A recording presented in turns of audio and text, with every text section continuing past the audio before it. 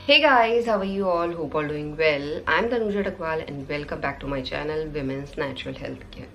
देखिए गाइस, जब महिलाओं का इम्प्लांटेशन सफल होता है, इम्प्लांटेशन सफल होगा आपका ओव्यूलेशन के 7वें दिन से लेके 14वें दिन के बीच में। इस टाइम पे बच्चा जो आपकी गर्भाशय की दीवार बनी है वहाँ पे आरोपित हो जाता है और उसी के बाद से महिलाओं की बॉडी में प्रेगनेंसी हार्मोन भी बनना शुरू हो जाता है और साथ ही साथ जो ओवरीज पहले प्रोजेस्टेरोन हार्मोन को प्रोड्यूस कर रही थी, तो प्रेगनेंसी के बाद यानी इम्प्लांटेशन सफल होने के बाद ओवरीज उसी प्रोजेस्टेरोन हार्मोन को ज़्यादा अमाउंट में प्रोड्यूस करना शुरू कर देती है। तो इम्प्लांटेशन सफल होने पे आपको कौन से लक्षण पहले दिखाई देते हैं, क्योंकि ऐसा नहीं है कि अर्ली फेज से ही आपको हर एक लक्षण अपनी बॉडी में सही तरीके से दिखाई दे, बट जो इम्प्लांटेशन जब सफल होता है तो कुछ ऐसे लक्षण हैं जो सिर्फ आपको 2-3 दिन तक नजर आते हैं, उसके बाद वो लक्षण आपको नहीं नजर आते हैं। अगर इन लक्षणों को आप पहचान ले रहे हैं तो आप समझ सकते हैं कि आपका इम्प्लांटेशन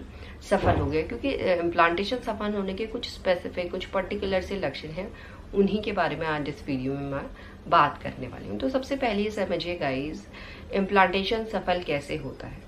इम्प्लांटेशन सफल होने का प्रोसेस पहले से स्टार्ट हो जाता है।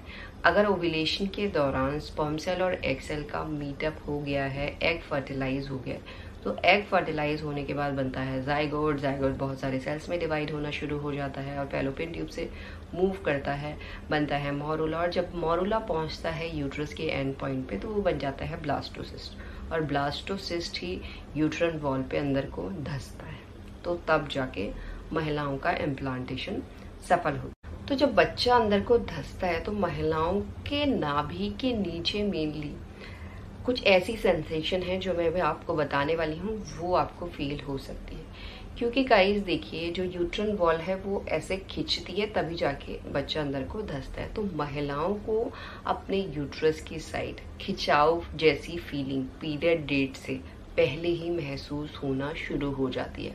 अगर पीरियड डेट से 1 हफ्ता पहले ही आपका इम्प्लांटेशन सफल हो गया है तो ये फीलिंग आपको तब से ही महसूस होती है, बट खिंचाव के साथ साथ इसमें आपको हल्की सी टाइटनेस, ऐंठन, चुभन जैसी फीलिंग हो सकती है। ये जो सब सेंसेशन है ये आपको हल्की ही होती है, कभी भी तेज नहीं होती है, क्योंकि जब महिलाओं को पीरियड आने वाली होती है उससे पहले भी महिलाओं के यूट्रस की साइड पेन होना शुरू हो जाता है।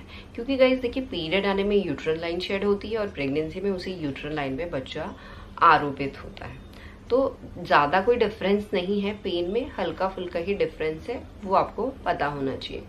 तो जब आपको प्रेगनेंसी हुई है यानी इम्प्लांटेशन सफल हुआ है तो आपको पेन हल्का होगा, कभी भी ज़्यादा तेज नहीं होगा, और किस तरीके का पेन होगा वो मैंने आपको समझा दिया। और जो ये पेन का ड्यूरेशन रहता है वो सिर्फ 2 से लेके 3 दिन रहता है, और ऐसा भी नहीं है कि आपको हल्का पेन हो रहा है तो दिन भर लगा हुआ है।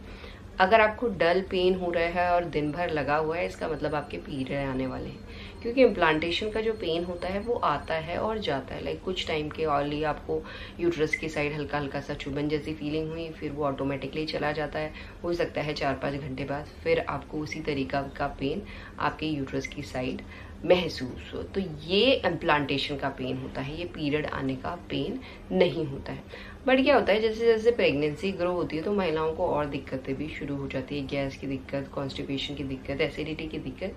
तो पीरियड मिस होने के बाद आपको तेज पेन या शार्प पेन, गैस में जब जैसा पेन होता है वैसा पेन हो सकता है, बट पीरियड से पहले जब आपका इम्प्लांटेशन सफल हुआ है तो वो पेन कभी भी आपका तेज या तीखा नहीं होगा, वो हल्का ही पेन होगा। अगर आपकी बॉडी एक्टिव है, अगर आप कुछ काम में बिजी हैं तो हो सकता है कि आप उस पेन को महसूस भी ना कर पाएं। इसीलिए अगर आप प्रेगनेंसी प्लान कर रहे हैं तो अपने हर एक बॉडी को अगर आप नोटिस कर लेते हैं, चेंजेस को नोटिस कर रहे हैं, तो आपके लिए इम्प्लांटेशन पेन को समझना बिल्कुल भी मुश्किल नहीं होता।